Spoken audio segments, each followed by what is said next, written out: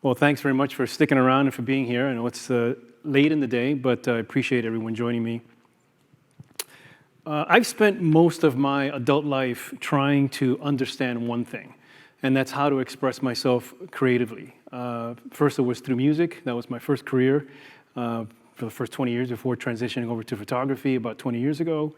And I've always felt this pull to respond to the world around me, not just to see it, but also to share that experience with others. And over time, that creative impulse has become less about achieving something and just more about honoring something. For me, landscape photography is a way to express my gratitude. It's as simple as that. It's the awe that nature offers us if we slow down enough to notice. But translating that feeling, that emotion, that gratitude, the wonder, in an image is very challenging, as I'm sure we would all agree. That's where composition comes in, not just as a formula, but as a language. And it's a language that I've been studying and learning and still have a long way to go in terms of growing and becoming more fluent in it. It's a way of shaping what we feel into something that others can also experience. So that's what I want to explore with you today, how to compose images that just don't show what you saw, but communicate what you felt. Now, I often joke that teaching composition is much harder than actually doing it because you have to put something that becomes somewhat intuitive into words that you can share with others and explain it in a way that is understandable. So that's what I'm going to try to do here. This is not the only way to think about composition. There are many other ways of thinking about it. It's just the way that works for me and the way that I've found is helpful with a lot of the students that I work with. So at its core, visual storytelling is about making the viewer feel something, not just showing them a scene, but sharing an experience. And the language that we use for that is, as I said before, the language of composition. Now, why is composition so difficult? I don't think it's because we can't tell the difference between a good or a poor composition. I mean, we do this all the time. We have an intuitive sense of what we like and what we don't like, what speaks to us in some way. So when we connect with a great photograph by a master like Ansel Adams, or we connect with a book or a piece of music or a painting, right? All these artists and us as artists, we engage in the act of creating something that others can understand. And composition, again, is the way to get there. So it's something that we understand intuitively, but actually doing it is the difficult part. So there's a grammar to composition, just like in language, just like in music, and this is the analogy that I think is really helpful in thinking about composition. Now, this language isn't unique to photography, as I showed you before, right? It's expressed in all visual art. You don't need to be a painter to appreciate a great landscape painting, and you can definitely learn from it by immersing yourself in as much of this art form as you possibly can. And so you can learn about how they lead the eye through the view, how they lead you through the painting, and they still yet allow you to explore something new each time you look at a painting. And for me, that's one of the definitions of a great piece of work, is that no matter how many times you experience it, you always see something new, some nuance that you didn't notice before.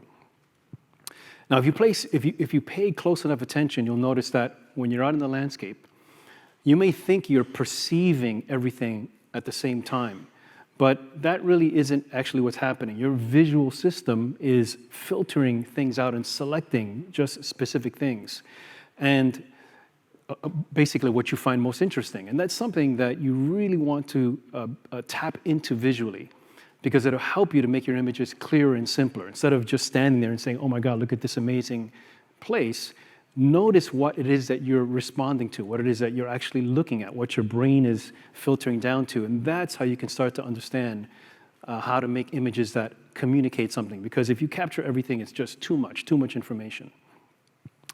Now, in contrast, the camera by itself is what I like to call egalitarian, okay? It captures everything. It doesn't treat any part of the frame more or less important. The more you include, the more you dilute your idea. And your emotions become more diluted because, again, there's just too much information. Plus, a picture is a two-dimensional representation of of reality.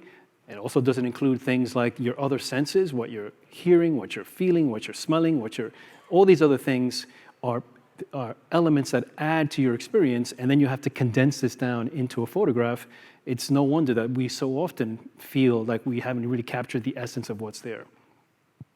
Now, in order to maintain the viewer's attention and to communicate an idea, an effective composition, as I said, requires you to be very selective. I would even say ruthless about what you allow in the frame. So for me, the four edges of the frame are like, that's my territory. I don't want to let anything inside the frame unless I think that it's actually going to add something to the image. So you need to be clear about what you're interested in, what is attracting you to the scene, and then you have to decide what to leave in and what to eliminate. So here's an example of what I'm talking about, right? This is an idea that I started with. I was attracted to the center part of the image, but of course my natural instinct is to capture more because somehow I think I need more of it. Too diluted, the idea is too ambiguous.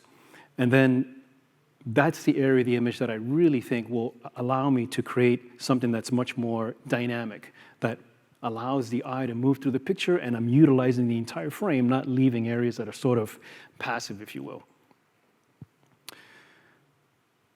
So let me share some skills that I think are essential, skills that I've had to learn on my own to be able to tell a story, to create a strong composition. The first is knowing what attracts your eye, knowing what attracts the viewer's eye, and then using this to establish a dominant idea in your image. The second is knowing how to capture and use variation. Variation is really important because that's what makes an image dynamic.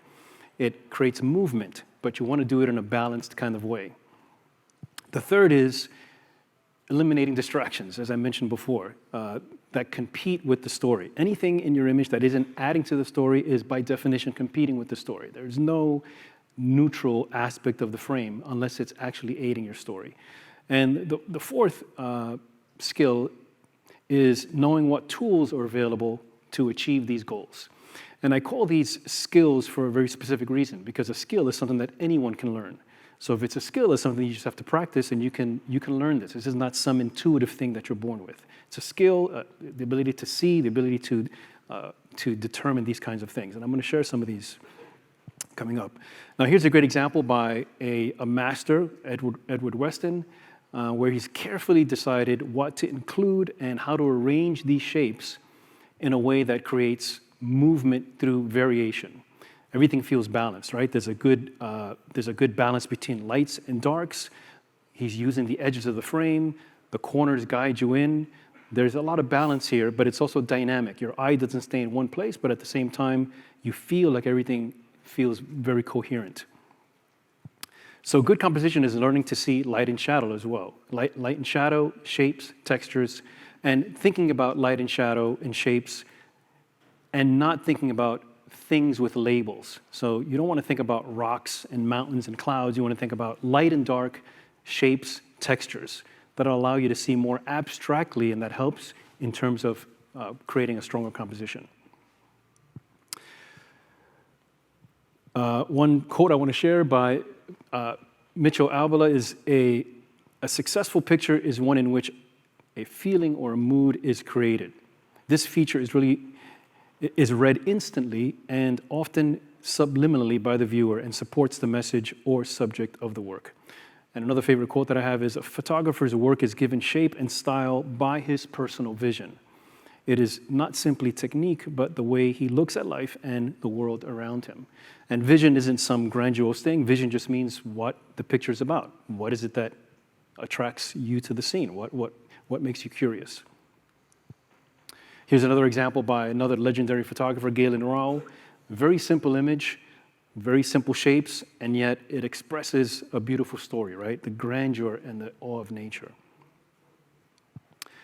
Now, I want to share a simple framework I call it the LCU framework. It's just 3 letters, that just acronyms for 3 things.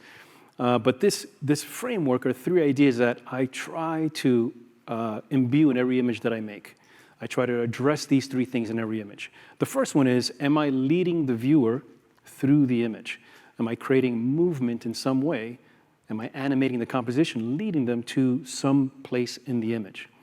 That means an image that is dynamic. The second aspect, the C, is am I establishing a center of interest? Now, you could think of this as a focal point, if you actually have a focal point, like some shape in your image, but a center of interest can also be a mood or a feeling, just a general story. It could also be the light. So it doesn't have to be like an actual focal point. It's just, again, making the image clear to the viewer. And then the third thing is, the third part here, the U, is unity and balance. Basically, is the composition, does it feel unified? Does everything feel like it belongs? Are there any distracting elements? So these three things, if you can ask yourself these three questions about every image you make, you'll see which one you're, maybe one that you are a little bit lacking in. If you get all three, then you're on your way to growing and progressing and making stronger compositions. No guarantee, of course, but this is all a learning process. So this image here, right, how am I using LCH? Well, I'm leading the viewer in through the grasses in the foreground, those very simple grasses close to the camera, and then I'd lead them around the right-hand side, up to the distance where there's more trees. The tones are unified, there's nothing that stands out. The green lines show you how I'm leading them in through the corners, and that creates this sense of unity and balance. Here's another example. Again, I am leading the viewer in through the dramatic light in the foreground, but also the shadows that step them up through a rhythm on the left-hand side, and then they lead you back into the distance, creating a sense of depth, and up to the light. The light gives the image the aura, the sort of the ambiance of the image, but nonetheless, there's a hierarchy here, hierarchy of what's most important and what's least important. And again, that's very important for creating dominance. If everything is important in your image, then it's hard to know what the image is about. Here's another example. Again, with this idea of LCU, I'm leading the viewer in through now patterns in the trees, this sense of rhythm of the trees, their variations, the angles that they're leaning at. And then that leads them into the distance because the background is a little brighter, the foreground is darker. Again, that creates a sense of movement, variation. If everything was the same brightness, then you wouldn't have a sense of where you would want to go. And you can always lead the eye to an area that's brighter. That's always going to be the case. So again, just to review, right? You want to lead the viewer into the image. You want to create some center of interest, some dominant aspect of the story. And you want everything to feel balanced, not leaning too much on the left side or having something on the edge or something that doesn't belong, a strong color. I'm going to talk about that next. So you can achieve these things. You can achieve leading the viewer into the image and creating a center of interest and so forth with basically the power of contrast and variation. So contrast means two things that contrast each other, and variation is how much they vary, how much these two things contrast. And you can do this through tonal values, how light or dark parts of your image are, color contrasts, how far away or close colors are when we look at the color wheel, and also through things like shapes and lines and texture. So tonal values, we're all familiar with that, right? That's basically how light or dark something is. This applies to both color and black and white images. And you can create separation or unity in your picture using varying amounts of contrast. So for example, on the left-hand side, you can have shapes that blend together because the contrast levels are low, and that helps with simplifying your image, perhaps. Whereas if you create greater contrast or capture greater contrast between shapes, that helps things stand out more. It creates more depth in your landscape. But you also have to be careful that it doesn't create a busier image because you have more competing things. So tonal value in an image is really important. Another thing I just want to stress here is that these principles apply not only when you're capturing your image, but also when you're editing your image, because of course when we're editing, we have the opportunity, we have the ability to lighten and darken areas through the different filters that are available and et cetera. So these are ways that you can, again, create more dynamism in your image, whether you're capturing it, of course, with the original source material or editing the image. Now, I mentioned colors before. having a basic understanding of the color wheel helps a little bit. You're all familiar with temperature. Temperature basically is two opposite ends of the color wheel, red and blue. Red being warm and blue being cool, right? So that's one that we use all the time. Other colors like yellow and violet, those are also opposites on the color wheel. Colors that are close to each other on the color wheel are what we call analogous colors. They blend more together. So if you have something that's yellow next to something that's orange, right, that doesn't really stand out too much from each other. But if you have something that's red next to something that's green, if you look at the color wheel, those are far apart in the color wheel, they're going to stand out a lot. And so again, that's a way to think about using color to create movement or to blend things together. And then variation. Variation can take many different forms. I'm going to show you one simple version here, but you can think of variation in many different ways. Wet versus non-wet, textured versus non-textured, smooth versus rough. But here, let's look at lines and shapes. So in this example, everything is the same. Pretty static, pretty boring, right? And it's very symmetrical. And generally speaking, asymmetry, meaning when things are not symmetrical, that's going to create a little more interest for the viewer. So here we've changed the spacing between the lines. Now it becomes a little more interesting, right? If this is a forest with some trees, by moving yourself around, using your feet, you can change the relationship and the spacing between the trees, creating something that's a little more dynamic. Now, not only are we changing the spacing, but we're also changing where they're placed on the ground. That also creates a little bit more interest, a little more variation. So now we've got intervals in terms of the spacing and also the widths.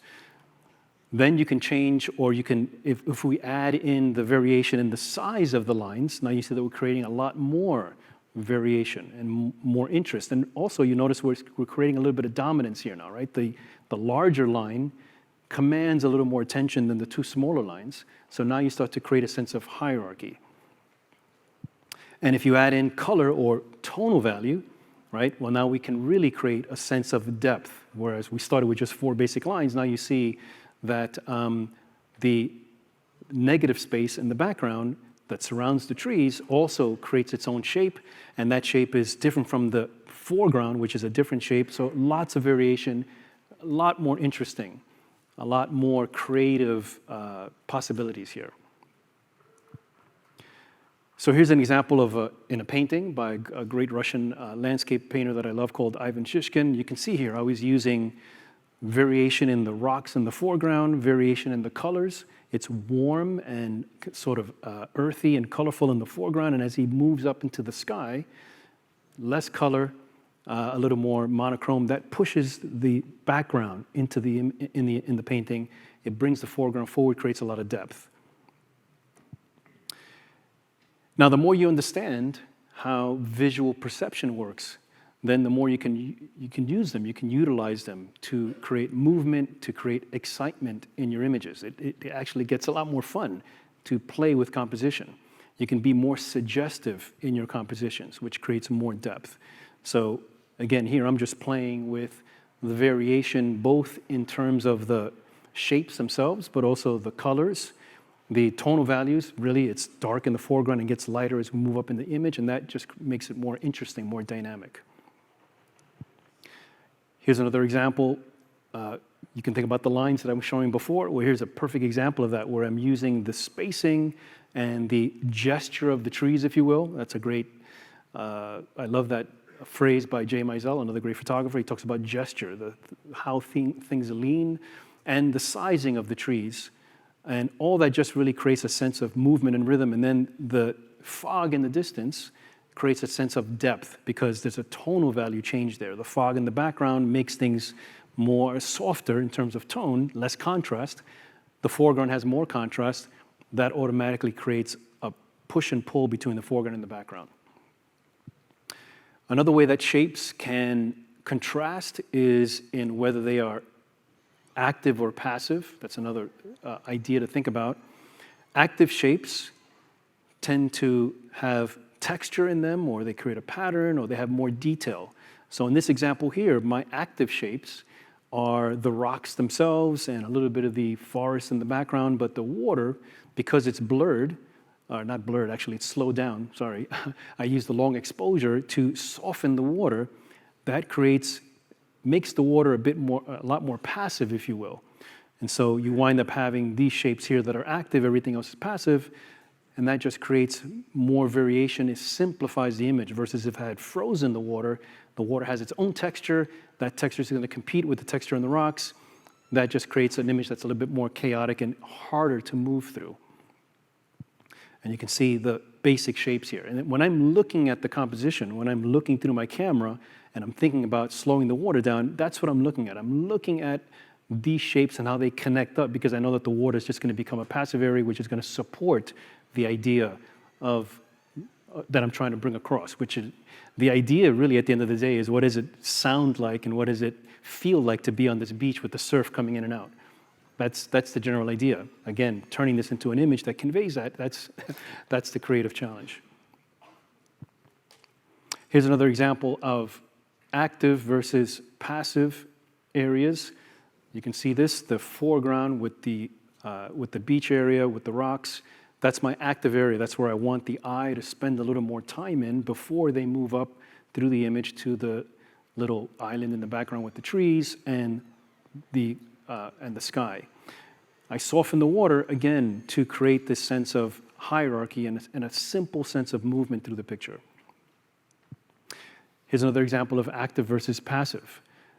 You can see the grasses, this area here is my active area, and notice that I'm moving the eye sort of in a zigzag shape through the picture. And the passive area, very important, is the areas that I've left without the grasses, because that provides the relief, if you will. The relief meaning the passive area, the area where your eye doesn't get overloaded if it's just all grasses. I would still have to find some way to move you through the picture, and using the water or the spacing is how I'm able to do that. And being careful about where the corners of the frame are and how I get the viewer into the image is critically important to create something that, again, feels natural to look at. One more thing I want to suggest is don't limit yourself to one specific format or orientation. I see this a lot with students. They kind of get locked into a horizontal format. I suggest that you let the compositional factors that you're dealing with suggest which format you should use for your image. So as an example, here's an example of an image where I started horizontal. For whatever reason, that was just my first intuition. Maybe I wanted to capture more of those trees. But if you notice what I was talking about before, these trees here are all pretty much the same width, the sort of same spacing between them. So it's kind of static. And where I really want the eye to go is really up here, because that's where the light is coming into this valley. So I switched to and move more to the right, and I switched to a vertical format.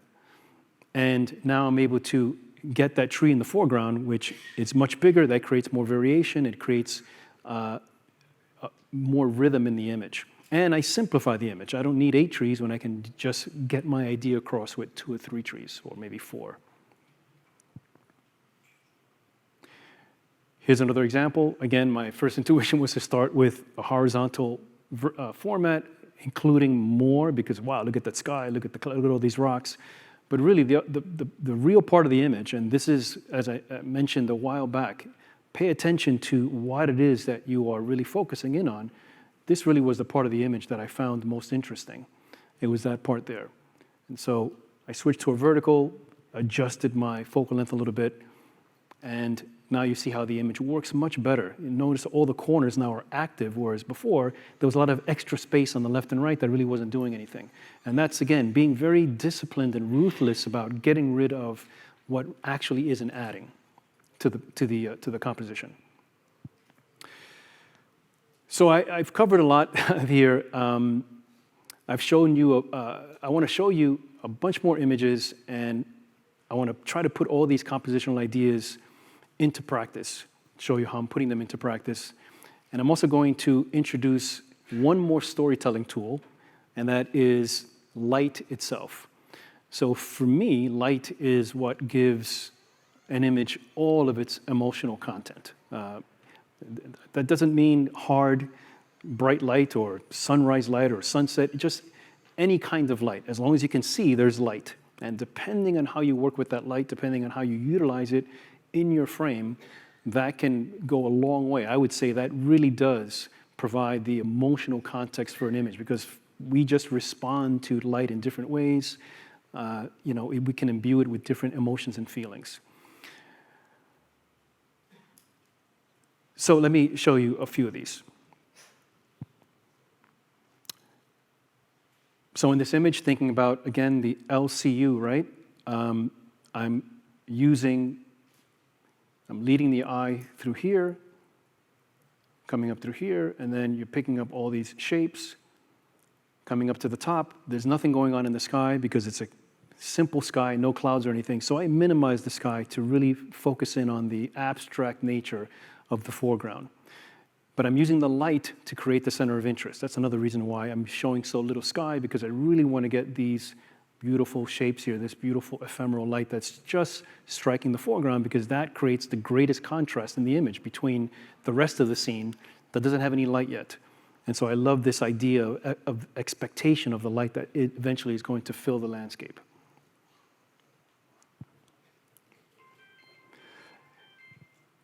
Not home, sorry. Here's another idea, leading the viewer through variation in shapes and tonal value. So this shape here, you can see it's close to the viewer, close in the frame, and I am not showing the bottom or the top.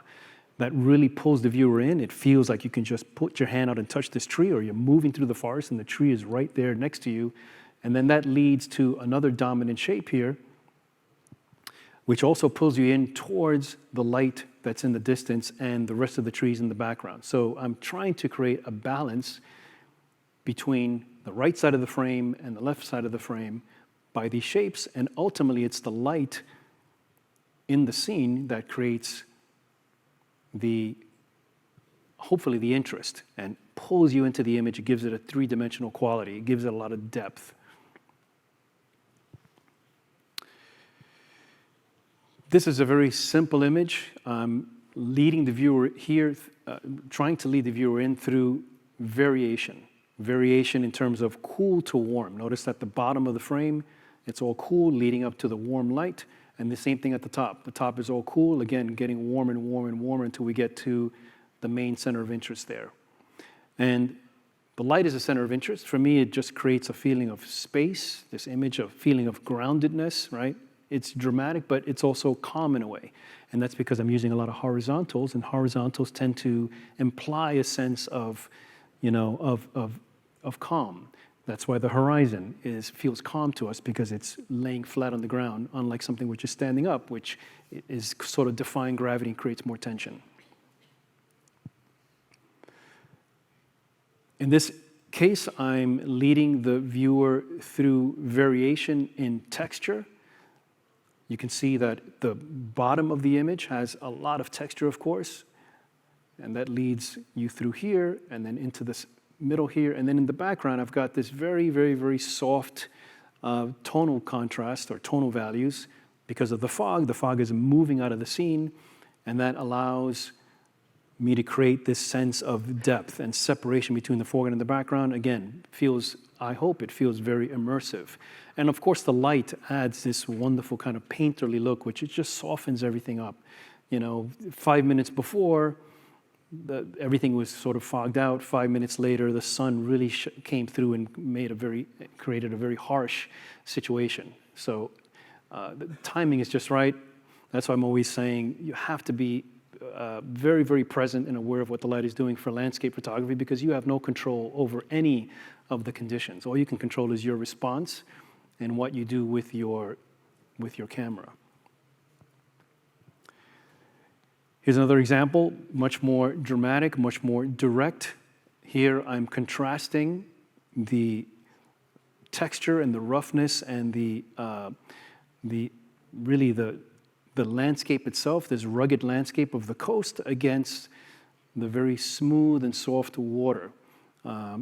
It was particularly calm this day. It's usually rougher in the coast of Maine there, but very calm, slowed it down with a few seconds in terms of the exposure, but the light unifies the entire image. So it feels like the light is permeating the entire scene, and I wanted something that just felt very raw, if you will, in terms of what the light was doing, but also very calming. Those are the kinds of scenes that I'm attracted to.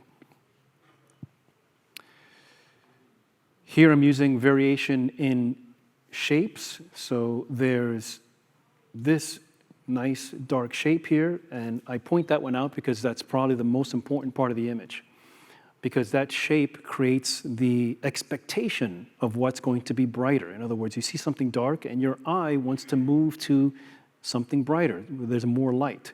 And so that shape allows this shape here to become much more interesting, much more important, if you will. And then there's a little bit of fog here that it starts to recede. The image starts to recede, again, creating some distance. So again,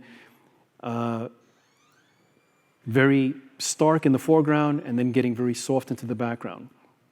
And the light adds the depth, right? Those little branches growing out from the cliff there, that little bit of light coming through the canopy is what creates a sense of depth and adds, I hope, the emotional connection, which, again, that's not anything, it's me walking through the woods, turning around and looking up and saying, wow, look at that, that's pretty amazing. I feel great when I see that.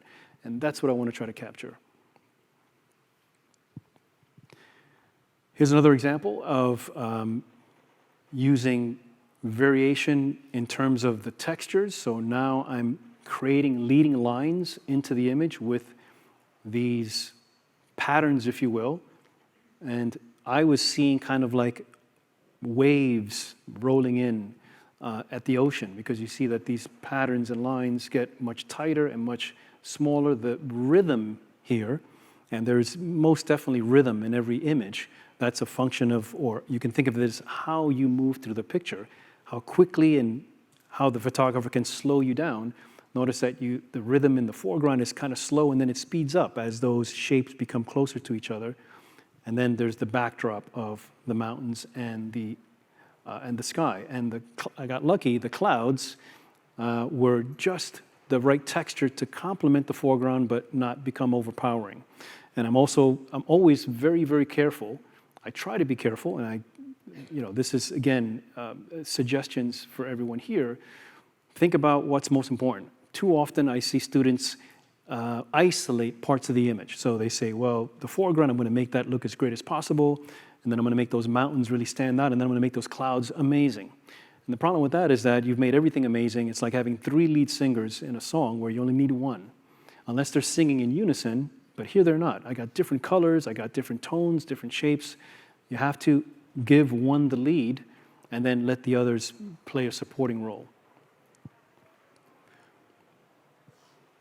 Here's another example using, again, rhythm. Here's a good example of rhythm. A lot of rhythm in the foreground. Your eye moves along these shapes very quickly, and then as we get up here, then I introduce this very black, dark shape, which slows your eye down and provides balance for the foreground. If you can imagine, if this foreground extended all the way into the background, it would be kind of stale, right? It would be kind of boring because you would just see the same thing. We love to see variation. We like to see novelty, things changing.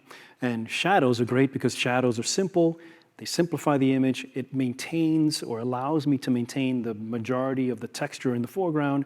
And then in the distance, I'm able to offset that with a sense of perspective and depth. Here's another example, variation in lines and also in terms of the shapes. So lots of interesting shapes in the foreground, all sort of different and different sizes and so forth. And then this little sandstorm here lifts you up.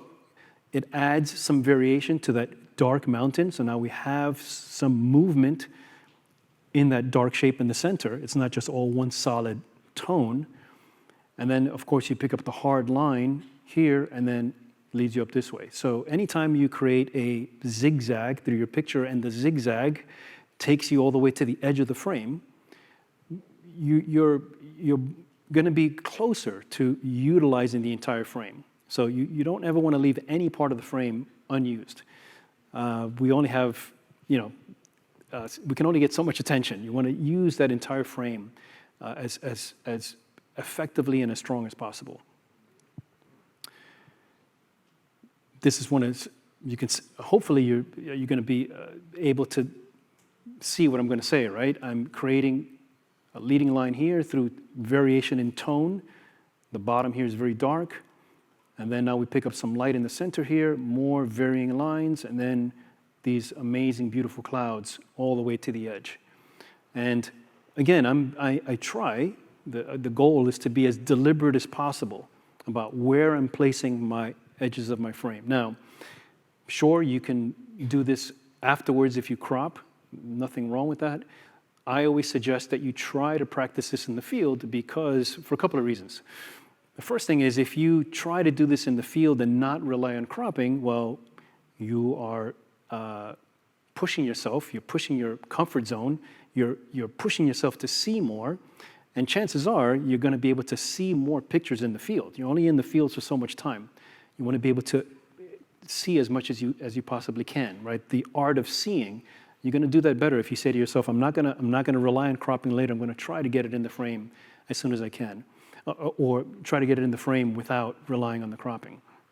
The second thing is if you teach yourself to see better when you actually do have to crop, sometimes you do have to crop, you can't move back because you'll fall off a cliff or something, or you don't have the right lens and you can't get any closer, well then you know how to crop in a way that is compositionally strengthening, again, instead of guessing. I learned a lot of composition the hard way, which was that I was doing a lot of shows and I needed to print large and I only had about 20 megapixels in my camera, so I couldn't afford to crop. I'm talking about 10 years ago, 12 years ago, because if I cropped, I would lose resolution. And if I lost resolution, my prints wouldn't look as good as they could, so I needed to really try to capture as much as I could in camera. This was before things like super resolution and gigapixel and all these things. But in a way, it was a great learning experience for me because it taught me to be more disciplined in the field. And one last one, again, you can see using leading lines up to these very strong shapes that vary in their size, they vary in their size, it creates an interesting pattern. And I'm also using the diagonals because it's dark on one side, light on the other, warm on the top right-hand side, cool on the bottom left-hand side. Anytime you create variation like that, or you can try to create variation like that, it will, again, make your image much more dynamic, much more interesting, and it's not about the image, it's about what you're learning. It's about what you're learning along the way. It's just a process. I take a picture, and I'm on to the next picture because it's already done. So I spend very little time analyzing the picture in the field. Of course, when I get back home, I look at them and see what I got. But when the light is changing, anyone who has been in the field doing landscape photography knows, when the light is changing very, very quickly, the less time you spend looking at your preview to see how good you did, which doesn't really matter anymore because things are changing, I just focus on the moment. I focus on what is now available to me because when I press the button, that's gone. That opportunity or that moment is gone. So I want to share some common missteps that I see photographers make. This is from many, many years of teaching workshops and what I think are areas for growth. These are essential skills that allow you to make better creative decisions. Okay, so the first one is, I've been talking about this, not using the edges of the frame effectively. A lot of times I just see things on the edge of the frame that the photographer didn't really pay attention to. They were kind of zoned in on one area and didn't really see what was going on, or they allowed distractions to come in. So when I'm looking through my viewfinder, I probably am looking as much at the edges of the frame as I am looking at the, what's inside the picture. And the reason for that is because where you place your edges is going to influence everything that happens inside the frame. It changes the relationships of everything. It changes the variation, everything. So the edges of the frame for me are utmost importance. Of course, after I've identified something that I think is interesting to photograph. The second mistake, we're all guilty of this, is not simplifying enough, right? So capturing too much, making the image too busy, too cluttered, trying to say too much. Back in my music days, there was a great quote by Miles Davis, which said, if you can say it or play it in 3 notes, don't use 5 or 6. So simplify. Think about the least amount of information that you can capture and still maintain the essence of the image. The third area for growth, I think, is images that are too static, right? Not dynamic enough. Again, not taking advantage of variation, whether that's in the capture or in the editing. So we have raw files, as we all know, they're very flat, and they need your interpretation. They need you to bring them to life, to recreate the experience and not leave it up to the camera, because if you're shooting in RAW, there's no such thing as a straight print. The way I see the world is not the way my camera sees the world. I have emotions, I have feelings, I have experiences, I have expectations of what moves me, and the camera is just, it's just as I said, just an analog to digital converter. That's all it is. So the interpretation is where you can really bring your own sort of creativity to the image, and making it dynamic is one way you can do that. Using dodging and burning effectively, creating tonal variation, things like that. The fourth one is awareness of light and shadows, but particularly light. Using light effectively. This one is huge, because the light is, as I said before, probably the most important tool that you can use to add emotion to your image. So always be aware of the light, what direction is coming from, the quality of the light, whether it's soft, whether it's hard, what the color of the light is, and then how can you use that light based on what's in front of you. You've got a bunch of raw ingredients, some trees, some buildings, the ocean, whatever it is. What is the light doing, and how can you maneuver yourself and place your camera in a position where the light is going to be most effective, again, in this tiny frame that you put your eye, you bring to your eye.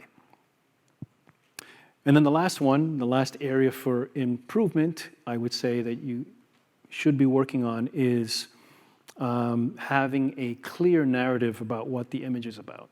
So I ask my students all the time, right? Why do you want to photograph the landscape?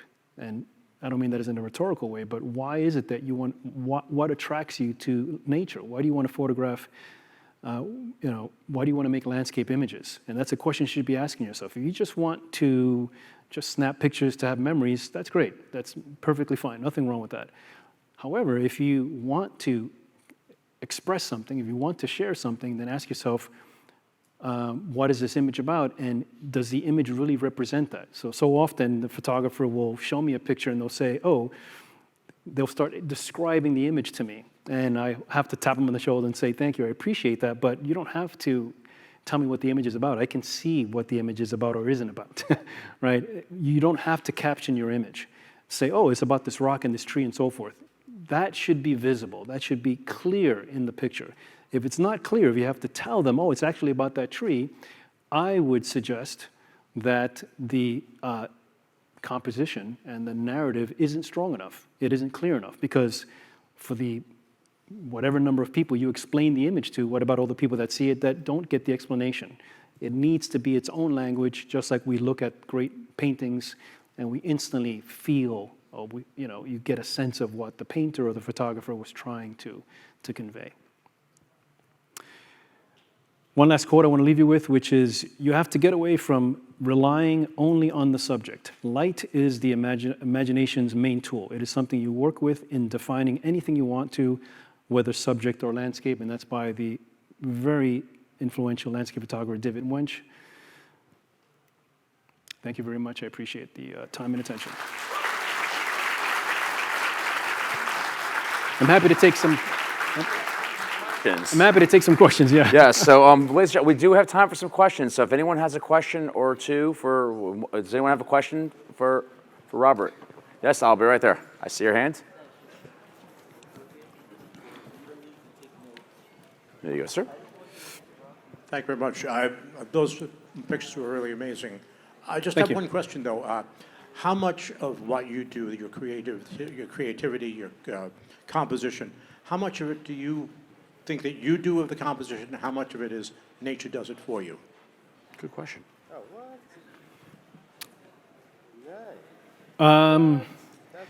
So that's an interesting question.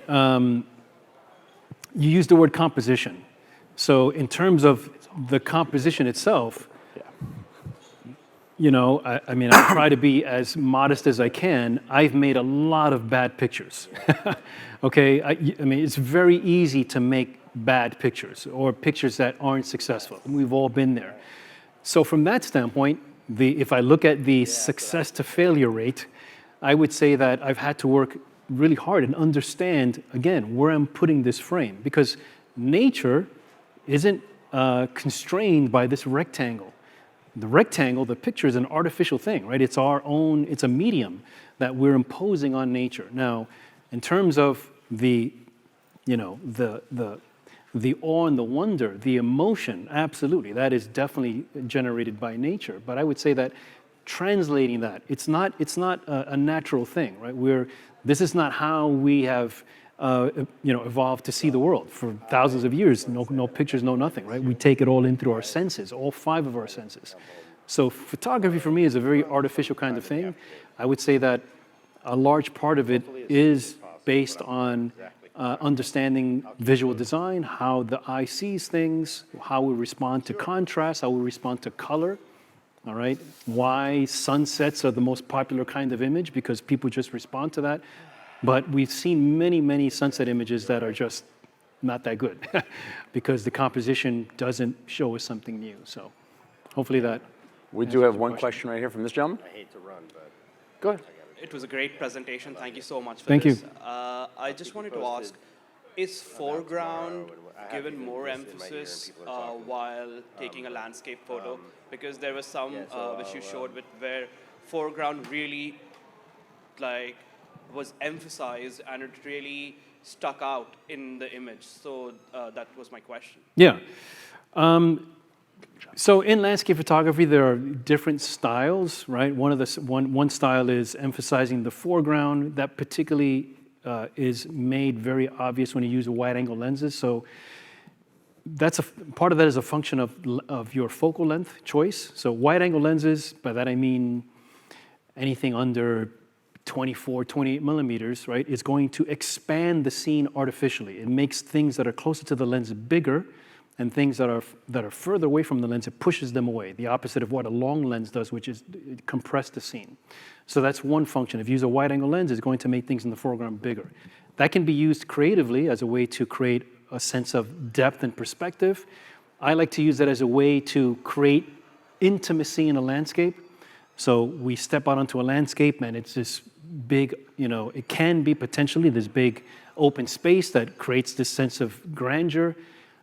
But bringing the foreground closer to the viewer, I think, provides a bit of intimacy. It sort of scales it down a bit. And so that's why I like to use that style, if you will. Now, I've tried to get away from that more recently because you always want to grow and expand and try different things. So using longer lenses is probably these days I like to use longer lenses more than wide-angle lenses.